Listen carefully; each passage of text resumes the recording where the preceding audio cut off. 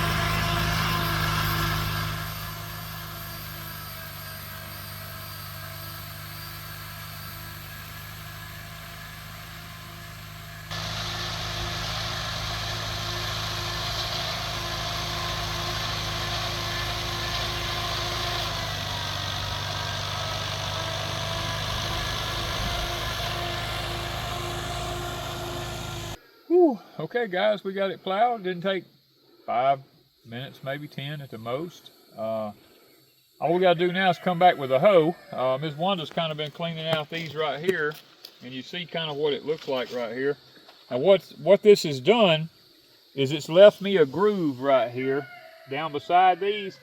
And what I'll do is once we get all the tops cleaned out real good and the grass has had time to die from the hot sun, we'll put the fertilizer distributor back on the tractor and the big disc killers back on there.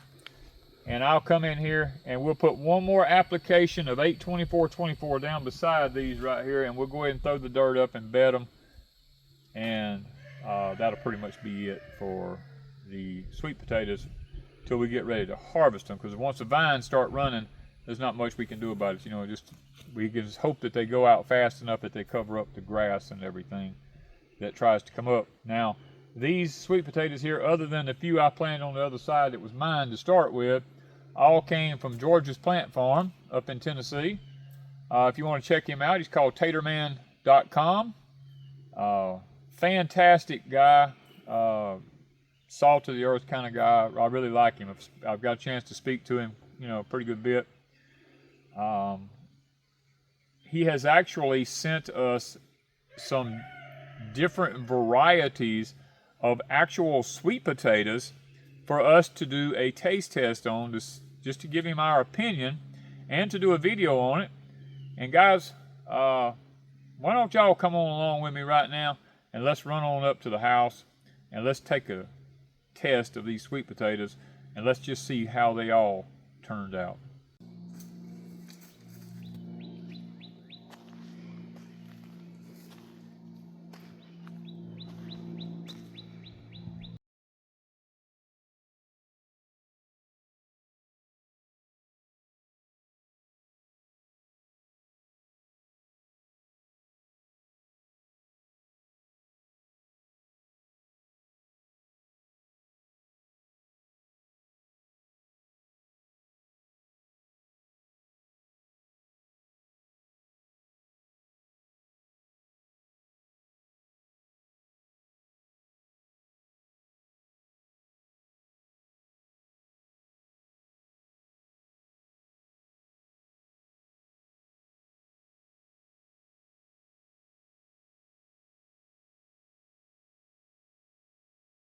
I have sitting in front of me a plate full of sweet potato pieces. Mr. George up at George's Plant Farm, where we get our sweet potato slips from, actually sent us several varieties of his potatoes, and he asked me would I do a taste test and give my opinion on what each one of them tastes like. So we've got them kind of cooled off here a little bit. Now they're still pretty warm.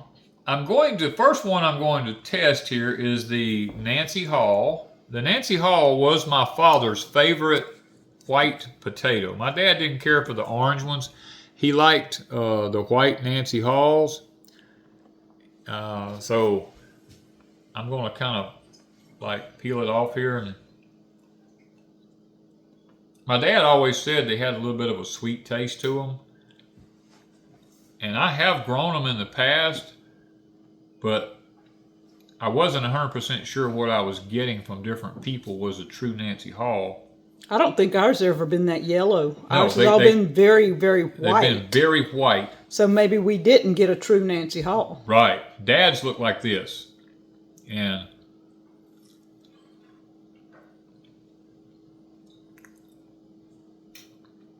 you know, it does have kind of a sweet taste. Wow. Let me try a bite. Just a little bite. Try it. See, tell me what you think.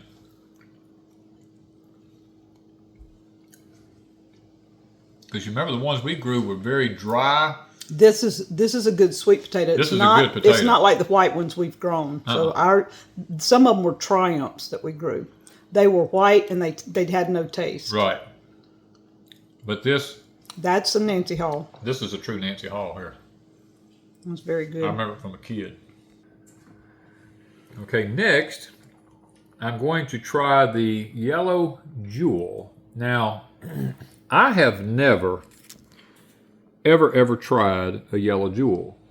Now, based off of the color of it, it looks like it would have a lot of tar in it.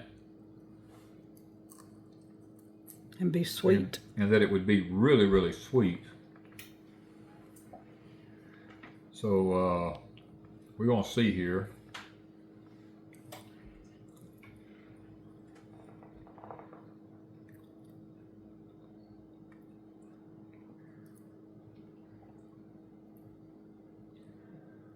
Wow, it's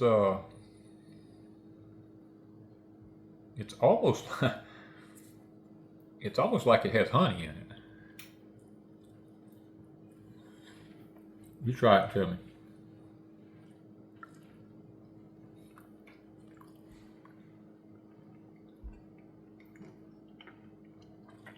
A little bit more sweet potato taste. Mm-hmm.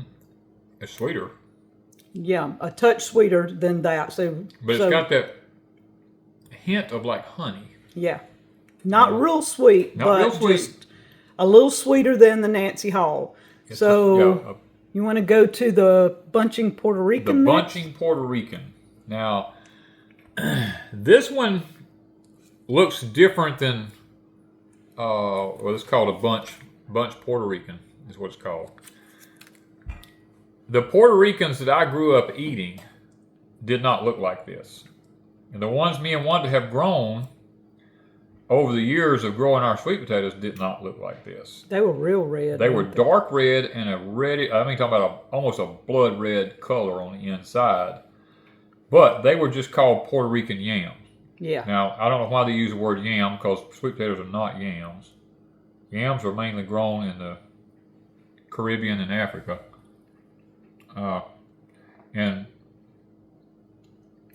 this one is kind of a yellowish.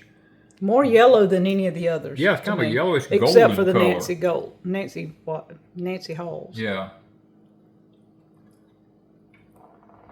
It's already creamier, I can tell you that. The others were more dry, a little, not dry, but drier. They were firmer. This one's really creamy. If you was going to make a pie, a pie or something like that, that's what you want. This is what you want right here. Now, a touch sweet, not overly sweet, but sweet. This just has a traditional sweet potato taste to me. Yeah. It's not really sweet. It's not really not sweet. I mean, it's just, it's more soft than the other ones are. Okay, now the next one I'm very skeptical about is the Purple Passion. I have raised a lot of purple sweet potatoes in my life that were only really good for like making stir fry or something. I've never found one that wasn't what I call dry. They're not a good baking. Yeah, or just a bland potato. Now the meat is sticking to the hull really bad. So if I can get some of this off of here without taking off too much of the meat.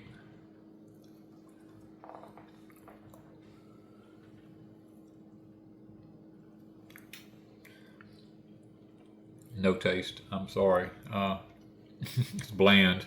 Now, it's softer than the ones we've had. It's softer than the other ones, other than the Puerto Rican. It's soft, but it's not... Has no flavor. No flavor to it. I mean, it's a hint of flavor. But if you want... I mean, that's the softest purple yam I think or sweet potato we've ever done. I would agree with that. All of them, usually, if I try baking them... They're usually very dry. You can't hardly cut them. Right. But that one's softer. It was softer, but it doesn't even taste like a sweet potato to me. Doesn't even have a sweet potato taste. Okay, let's look at the Centennial. Now, I think we have raised those, or have we? I don't think so. I don't remember raising I think those. we did one year at Deep South. Maybe, but I don't... I think it was one of the ones we raised, and it didn't do well. Perform well. The part where it was laying on the pan's pretty hard. The whole That's normal. That's just normal. Yeah. I call it the hull. It's the skin, guys. You're going to get caught up in that politically correct crowd. Yeah, I know. Okay. And I'm not eating the skin because I don't want anything to distort the taste of the potato.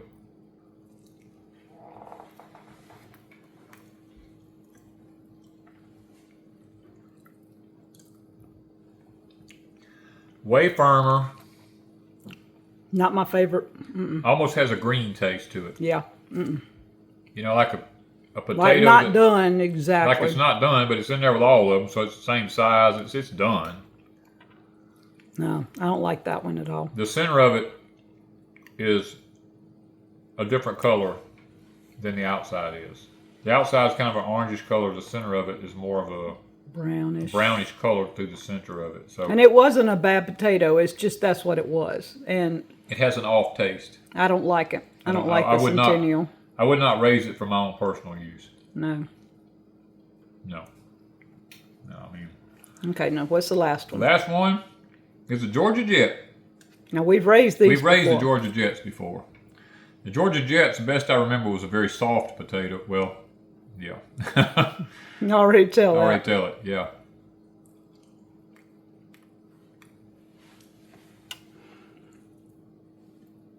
It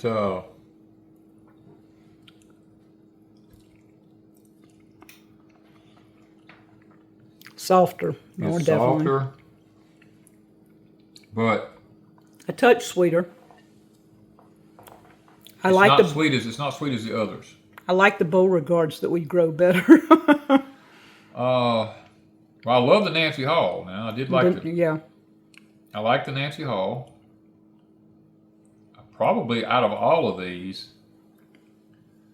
the Nancy Hall was probably one of my better ones that I like. The Nancy Hall and the Yellow Jewel. Yeah, I was surprised by the Yellow Jewel. Yellow Jewel surprised me. The others, the Georgia Jet. I would raise the Georgia Jets again, but I would do it. It's not my favorite, but if you wanted to. It's not a good, I don't think it'd be a good canning potato because it's too soft. Yeah. But I do believe that I would raise it. Definitely I would raise the Georgia Jet, I would raise the Nancy Hall, and I'd raise the Yellow Jewel. And I would even do the Puerto Rican. Yeah. Because the Puerto Rican was That's something we're growing, so we'll see how they do this year. Yeah. It's okay. But now, the Centennial and the Purple Passion, they don't appeal to me, you know. So that's my honest opinion, guys. I'm looking over the order form from George's sweet potato farm here, and Mr. George, he has a lot of stuff on this order form here. He has all the varieties here. How much they are, how much the shipping is. He even has a map of the United States called a weather zone map right here, right on that right there. And down below it right here in the corner, it has all the, I'm looking at that, I'm believing that's the last frost dates or when he can ship to those areas. And it's just well thought out. And then when you turn it over, on the back of it here, he lists all the different sweet potatoes that they carry there, like the Beauregards, Georgia Jets, the Orleans, Vardaman, Centennial, Bunch Puerto Rico, Nancy Hall, White Triumph, Red Japanese, Hernandez, Diane, O'Henry, Purple Passion, Yellow Jewel, Musaki Okinawan, and Carolina Rubies. And he has a brief description out beside each one of them, giving you a little bit of history on them, where they were developed and something about the taste of them and color of them and all that kind of stuff. I thought that was pretty neat. Now, when Mr. George sent us the potatoes he wanted us to try out, he sent them to us wrapped in newspapers. Now, these were, if I remember correctly, they were harvested last September. And this is how he sent like the Georgia Jets and the Purple Passions and the Bunch Puerto Rican and the Yellow Jewel. And what we done was we took them out of the newspapers there, and guys, they were still in excellent condition. So He has a very good way of storing his potatoes with the humidity and everything. I mean, he does a fantastic job. He doesn't store them in the newspapers now, okay? He just shipped them to us in the newspapers, or mainly so that the skins wouldn't get messed up and all on them. And these have not been washed, more than likely. So, but he did give us a little bit of a brief description about how they store and stuff like that, and I was very appreciative of that. The fact that he did that, and how his what he does he treats the slips that he sells with a fungicide so that no diseases get spread anywhere. But these have no chemicals sprayed on them or anything like that. I mean, it's all, good eating potatoes. You don't have to worry about them being sprayed with anything now. I don't know. I didn't ask the question. Maybe Ms. Wanda knows if he actually sells the sweet potatoes or if he just sells slips. Now, I don't know. Probably sells some sweet potatoes because of the large variety. He told me how many bushels he stored. Yeah. So I would think he has to sell some. Order. I didn't look on here. I don't think he sells the potatoes online, but I don't think he does online. I think it's mainly just slips. And that might be he stores what he needs for slips for the next year. And it could be that that's what his storage was. I guess that's something I should have asked him. I did not. But guys, look, I tell you what, these that we taste tested, I mean, I gave an honest opinion. I didn't try to, I didn't give a biased opinion or anything like that. I gave an honest opinion about what Wanda and I thought about them. And if I need sweet potato slips from this point forward, I will be using George's Plant Farm. If you want to check him out, guys, he's got his website. I want to make sure I get it right. I think it's www.taterman.com. Yes, www.taterman.com. And you can probably find an order form online, more than likely, to be able to order from. But give George and them a shot, because I'm going to tell you, I've ordered slips from quite a few different places. Now, I know there's some other good places out there, but this one seems to be one of the better ones that I have found as far as being able to actually speak to the owner. That's something that you don't hardly ever get to do when you call into a place an order or anything like that. To talk to the owner is very rare. Usually you get a person sitting behind a phone that just answers the phone, and but you actually get to talk to him or his wife or one of them there at the place, and they are they have tons of information. If you need to ask any questions, they're more than happy to answer your questions for you. So if I have to have any more in the future, this will be where I go to get them. Thank you guys from Pecan Grove.